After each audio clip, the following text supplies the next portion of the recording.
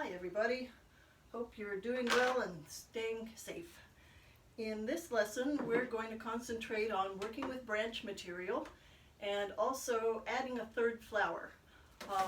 So far we've been adding a focal point flower and a second one, which is actually kosher, but several of you brought up that even numbers are not really too great in flower arrangements, and the eye prefers odd numbers. So this time we will put in a third main flower. I've been kind of working my way up to it so as not to overwhelm you, but you're entirely right that odd numbers generally look better. So we're using pittosporum for the main branches, the first, second, and third. And again, look at the branch and see what's facing upward. You don't want it like that. Sorry about this background, I at least painted it. So you don't want it facing down, you want it facing the light. And you don't have to cut branches underwater like you do with flowers. They're a little sturdier. So look at your length, about twice the height of the container, and then cut at a 45-degree angle. Come here, you. There we go. I'll do an illustration of this. It's a little hard to see. And then you'll put a little snip in the middle so it'll fit into the tines of the pin frog. So we'll stick it in the middle, push it down hard so it stays in, we hope, and then bend it to the angle that you want. We'll still do an upright pattern here, but facing slightly forward and upright. Now there's a little branch here that faces toward the back, so I'm just going to cut him off. And then here's our second stem, again about 2/3 the length of the first stem and facing up. And this one has a lot of leaves on it, so to see the line of the branch in this type of thing, we would strip off a lot of the lower leaves. So that way you see the branch itself and not just a cluster of leaves, but leave some on at the top. So again, cut at a 45-degree angle, little snip in the middle to make it fit. Come on. And that's a little too long, so I'll cut it again.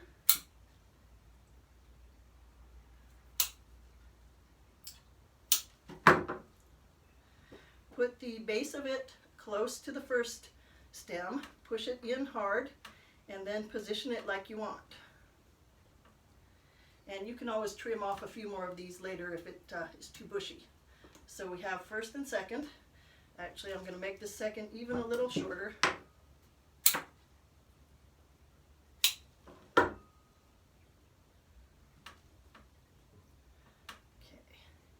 And here we have a third. And again, we want to take off some of the leaves to show this nice bend in the branch and see the line of the stem. Probably take off this little guy at the bottom here too and check his length. Snip in the middle. And again, this is pittosporum. Smells really good. We're getting spring finally. And I'm going to put this near the second stem.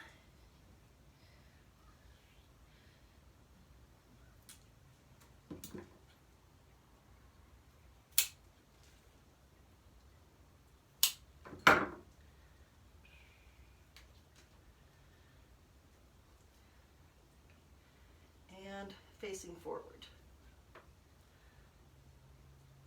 Oops, he broke. Happens.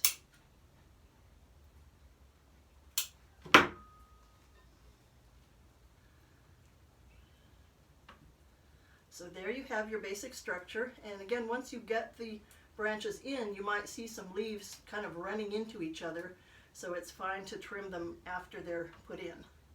But just to get going, I will keep on going with the arrangement. So we have some lilies for the main flowers, and we're going to use 3 of them.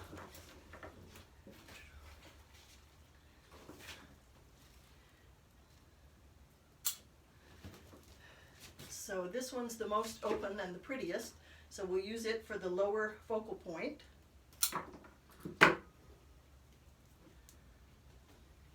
Again, facing toward the viewer. You can see that really facing quite a bit angled toward the viewer. And then the second flower stem, we'll use one, I didn't have 3 that were open, so we'll go ahead and use one that will open. And in this case, I'm going to put it taller than the first stem.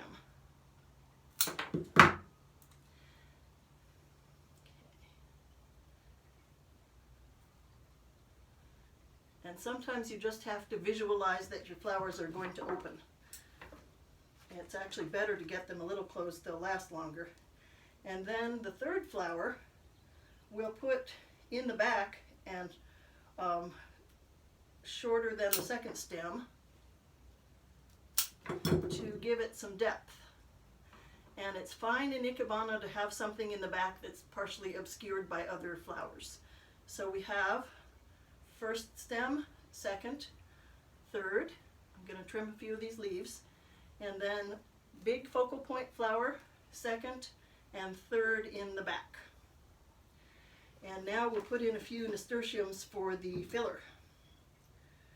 So again, sort of see what's facing up, not down. Also facing forward so you see the blooms.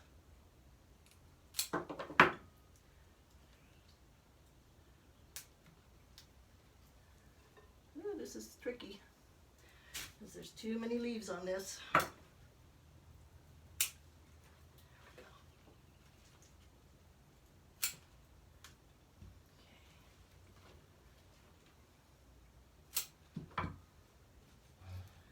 Okay, so some nasturtiums in for filler and extra color. And I should be cutting these underwater like a good teacher. So with your flower material, cut the stems underwater. And some nasturtiums in the back as well.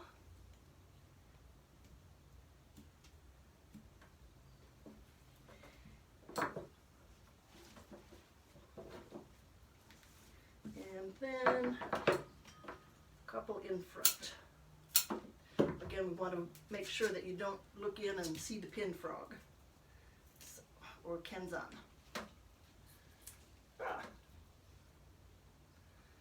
And these are fun because they have a little viney shape to them, so it gives it some character. And it's okay if it goes a little bit below the rim, just so it doesn't touch or get near the table. And probably a few more to give it some color.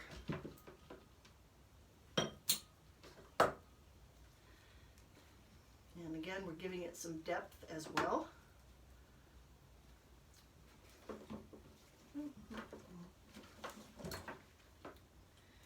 And a little bit more in front to hide the pin frog. I'm going to have to look here. It's a little hard to do from the back sometimes. And there we go. And I'll take a photo of this in a better background. But again, you have first, second, and third main stems, main focal point flower, second flower, and another one in the background. And there you have it. Have fun.